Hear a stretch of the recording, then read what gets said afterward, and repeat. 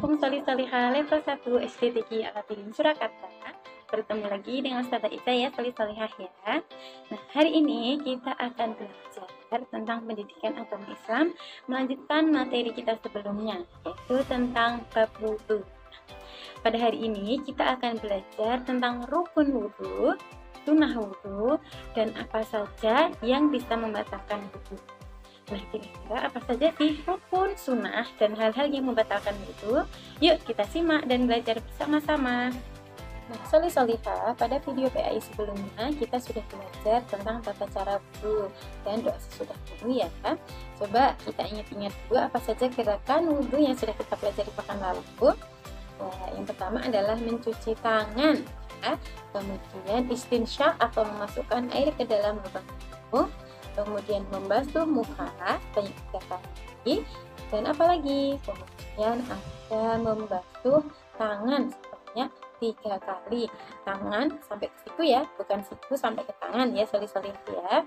Kemudian yang berikutnya ada membasuh kepala dan telinga ya. Dan yang terakhir adalah membasuh kaki.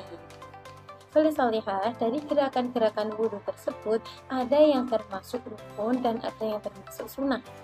Apa saja rukunnya dan apa saja sunnahnya? Yuk kita simak video dari Ustazah Ica ya, Solih-Solihah ya. Solih-Solihah, yang pertama kita akan belajar tentang rukun wudhu ya, Solih-Solihah ya. Rukun itu apa sih Ustazah? Rukun adalah kegiatan atau hal-hal yang dilakukan dalam ibadah. Hal tersebut kita tinggalkan atau tidak kita laksanakan, maka ibadah yang kita lakukan menjadi tidak sah ya, sah ya. Begitu juga dalam wudhu ada rukun-rukunnya. Kalau salah satu dari rukun ini kita tinggalkan, maka wudhu kita menjadi tidak sah. Solih-Solihah, rukun wudhu apa saja sih Ica? Yang pertama ada niat. Ingat, sebelum melakukan ibadah apapun ya, termasuk wudhu, maka kita harus niat terlebih dahulu. Niat bisa kita ini ya, dalam hati aja, nggak harus kita ucapkan ya, boleh dalam hati saja. Kemudian yang kedua, rukun wudhu adalah membasuh muka sebanyak 3 kali ya. Kemudian yang ketiga ada membasuh tangan sampai ke siku sebanyak 3 kali juga. Kemudian yang keempat adalah membasuh kepala dan telinga. Nah, ini dilakukan 1 kali saja boleh. Kemudian yang berikutnya, yang kelima adalah apa? Membasuh kaki sampai mata kaki. Dan yang terakhir adalah tertib. Nah, jadi ketika kita berwudu, maka harus tertib urutannya dari awal sampai akhir ya, Solih-Solihah ya. Nah, Solih-Solihah, berikutnya kita akan belajar tentang sunnah wudhu. Nah, sunnah itu apa sih Ustazah Ica? Sunnah adalah setiap hal atau kegiatan dalam ibadah yang apabila kita laksanakan maka kita akan mendapatkan pahala, dan jika kita tinggalkan maka kita akan rugi. Nah, jadi kalau kita tidak melaksanakan hal sunnah, ibadah sunnah, itu berarti kita akan rugi karena kita kehilangan pahala. Nah, apa saja sih sunnah-sunnah dalam wudhu Ica? Yang pertama ya adalah membaca basmalah. Jadi membaca basmalah ketika akan berwudhu itu adalah merupakan sunnah wudhu. Kemudian yang kedua adalah mencuci tangan dan sela-sela jarinya. Nah, ini juga termasuk sunnah. Kemudian yang ketiga adalah bersiwak atau gosok gigi. Nah, sebelum wudhu itu sebaiknya kita gosok gigi ya. Ini tidak wajib ya, adalah sunnah ya. Kemudian yang berikutnya adalah berkumur. Nah, baru tahu sih ternyata berkumur itu sunnah ya. Iya, berkumur itu adalah sunnah ya, Solih-Solihah ya. Kemudian yang berikutnya membasuh anggota wudhu ya sebanyak 3 kali. Jadi membasuh anggota wudhu sebanyak 3 kali itu termasuk sunnah.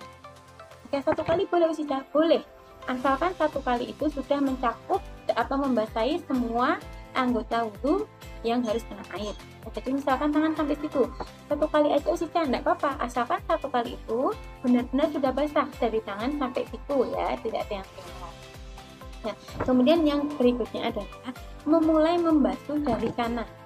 Jadi ketika kita berwudhu, kita selesaikan yang kanan dulu. Misalkan mau dikerjakan 3 kali, berarti kerjakan membasuh tangan kanan sebanyak 3 kali dulu, baru ganti ke kiri. Jadi bukan kanan kiri kanan kiri kanan kiri, bukan seperti itu. Tapi selesaikan yang kanan 3 kali, kemudian lanjutkan dengan anggota badan atau anggota tubuh yang kiri untuk dibasuh sebanyak 3 kali. Nah, kemudian yang 7, berturut-turut membasuh anggota wudhu demi anggota wudhu. Jadi berturut-turut, gantian, pelan-pelan ya sesuainya.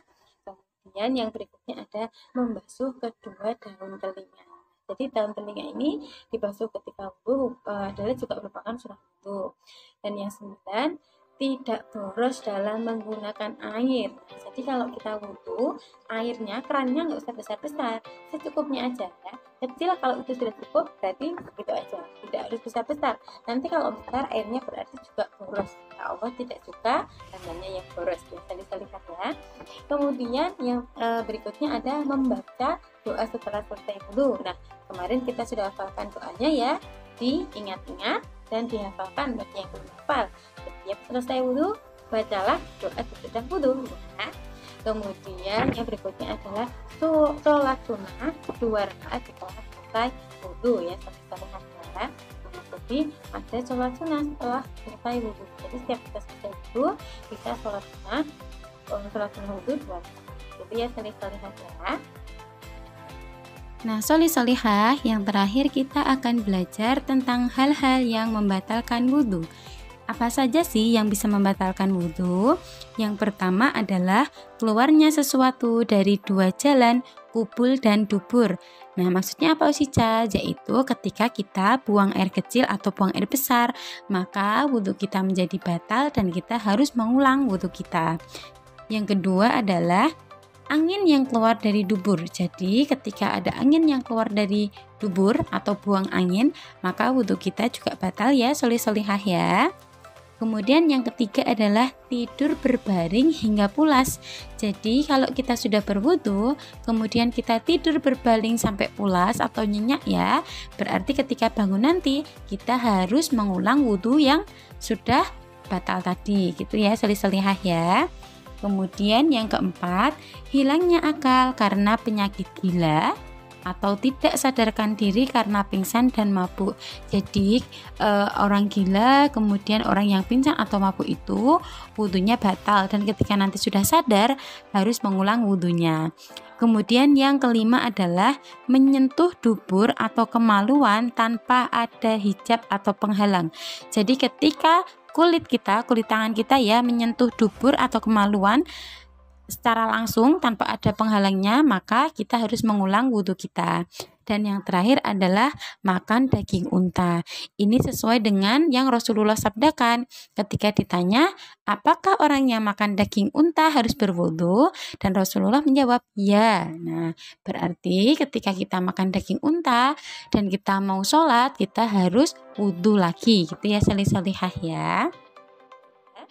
Nah, itu tadi adalah materi PAI kita hari ini, yaitu tentang hukum wudhu, sunnah wudhu, dan hal yang membatalkan wudhu. Nah, nanti jika ada yang kurang paham, solih-solihah bisa WA ke nomornya Ustazah Ica ya. Nah, demikian yang bisa Ustazah Ica sampaikan hari ini. Semoga ilmunya barokah dan bermanfaat. Ila liqa, sampai berjumpa di pertemuan berikutnya. Ustazah Ica pamit. Wassalamualaikum warahmatullahi wabarakatuh.